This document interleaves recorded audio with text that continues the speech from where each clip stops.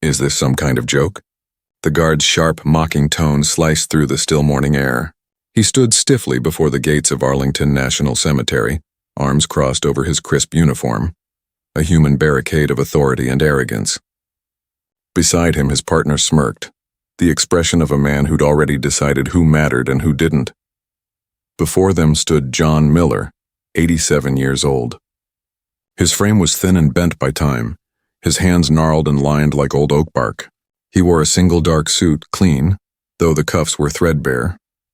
His eyes, clear and steady, were fixed on the distant rows of white headstones rolling across the green hills. He said nothing.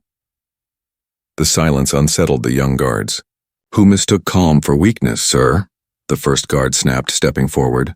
"This is a private service. State funeral for General Wallace. Invitation only. I need to see your credentials or you need to leave." Miller didn't move. He'd faced worse men than these. The second guard, Jennings, his name tag read, sighed dramatically. "Look, Grandpa, the motorcade's on its way. You're creating a security problem. The public entrance is a mile that way. Either move along or we'll have to move you." The old man's voice, when it finally came, was low but solid, a sound that carried weight. "I'm here for the general," he said simply. "He'd have wanted me here." The other guard, Corporal Davis, barked a short, humorless laugh. "Right, you and the general, old pals. Sir, with all due respect, General Wallace was a 4-star. He advised presidents. I doubt he knew you." The insult landed like a slap. Around them, a small group of mourners began to gather, officers in full dress, politicians in black suits, family members clutching handkerchiefs. Their murmurs filled the air as they watched the spectacle of an old man being denied entry to a hero's funeral. Miller stood silently in their judgment, his dignity unshaken. He'd lived long enough to recognize the gaze of people who saw only the surface. "My name is John Miller," he said. "Tell them I'm here," Jennings sneered. "John Miller, huh? Sure thing. And I'm the Secretary of Defense. Names don't mean anything without paperwork, old-timer." He jabbed a finger at the old man's chest. "No medals, no ribbons, no proof of service. For all I know, you're a trespasser." Miller didn't answer. His hand drifted instinctively to his side where once a weapon, a med kit, and other ghosts of memory had hung. His proof wasn't metal. It was carved into his soul. A lieutenant approached, drawn by the commotion. "What's the holdup?" he demanded. Davis explained briskly. "This man refuses to leave. Claims to know General Wallace. No invitation." The lieutenant's eyes swept over Miller's worn suit and scuffed shoes. His judgment was swift and wrong. "Sir, you are disrupting a state event. Vacate immediately or you'll be detained." "I'm not leaving," Miller said. "Then you're under arrest," the lieutenant replied coldly. "Escort him out." As the guards moved to grab his arms, something glinted faintly on Miller's lapel, a small dull pin no larger than a dime. It was misshapen, tarnished, meaningless to anyone else. The lieutenant reached out, flicking it with mockery. "What's this supposed to be? A prize from a Cracker Jack box?" The instant his finger touched it, the world shifted. Suddenly, the manicured lawns of Arlington dissolved into the choking jungle of Vietnam, the air thick with gunpowder, the rain endless, the screams of men echoing in the dark. A young officer, Captain David Wallace, lay pinned beneath a shattered tree, his leg mangled, his voice trembling as he pressed a jagged piece of metal into Miller's hand. "Keep this, John," Wallace had whispered. "It's not official, but it means you were there. It means you saved us." Then the jungle vanished. The sun returned. The lieutenant's smirk lingered, but Miller's eyes now burned with quiet fire. "Don't touch that," he said, voice low and dangerous. The guards tightened their grip. The crowd gasped.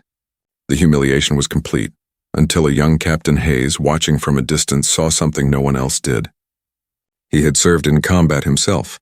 He knew that stillness, that unflinching calm. This wasn't confusion. It was discipline. Hayes stepped back and made a call. Minutes later, his words reached Colonel Markinson, General Wallace's longtime aide. The colonel was impatient until Hayes mentioned the name, John Miller, and the pin. Then silence. Dead reverent silence. Markinson's voice returned, urgent. "Captain, what did you say his name was?" "Miller, sir. John Miller." The line went dead. Moments later, the quiet at the gate shattered. 3 black Suburbans roared up the hill and screeched to a halt. Doors flung open, and out stepped senior officers, colonels, sergeants major, men whose uniforms bore decades of valor, and then came General Michael Peters, 4 stars gleaming on his shoulders. Every sound in Arlington stopped. The guards froze. The lieutenant's face turned pale as parchment. Peters walked past everyone, past the soldiers, past the crowd, until he stood directly before the frail old man in the threadbare suit. Then, slowly and with perfect precision, the general raised his hand in salute. "Mr. Miller," he said, his command voice ringing through the stillness. "It is an honor, sir." The crowd stood silent, transfixed. Jennings and Davis stared in horror. The lieutenant stammered, "General, sir, General Peters didn't lower his salute. His glare could have shattered glass. He has more authorization to stand on this ground than you or I ever will." He turned to the gathering mourners. "You see an old man," he said, voice carrying across the cemetery. "But I see a giant. This is John Miller, though to the men of the 5th Special Forces he was known as the Shepherd." A ripple of recognition swept through the ranks. "This man," Peters continued, "went where no map led. He saved men the world forgot. He wore no rank, refused every medal, and said his only reward was seeing his boys come home." He pointed to the pin. "That trinket, Lieutenant, is a piece of shrapnel from a mortar round that nearly killed Captain Wallace. Miller shielded him with his own body. Wallace forged that metal into a single pin, the Medal of Shepherds, the only one ever made." The air was heavy with awe. One by one, soldiers began raising their hands in salute. The lieutenant stood motionless, shame carved into his features. Peters' voice dropped to a low, lethal calm. "You demanded his invitation. Every headstone on that hill is his invitation. You wanted proof of service. The scars on his body are proof enough. You looked at a hero and saw a nuisance. You failed in the one duty that matters most. Respect." He stepped closer. "Report to my aide. 600 tomorrow. You'll learn the meaning of judgment." But before the general could turn away, Miller gently touched his sleeve. "Michael," he said softly, "they're just kids. Let it be." The general hesitated, then nodded. Miller turned to the young lieutenant, his voice kind. "Son, that uniform doesn't give you respect. It reminds you to earn it. Remember, sometimes the greatest heroes wear no uniform at all." Later, as Miller sat through General Wallace's funeral, the crowd no longer pitied him. They honored him. The general's family embraced him, tears falling as they thanked the man who had given them 50 more years with their father. In the weeks that followed, General Peters established a new training program for all military security personnel, the Miller Protocol, a course in judgment, empathy, and respect.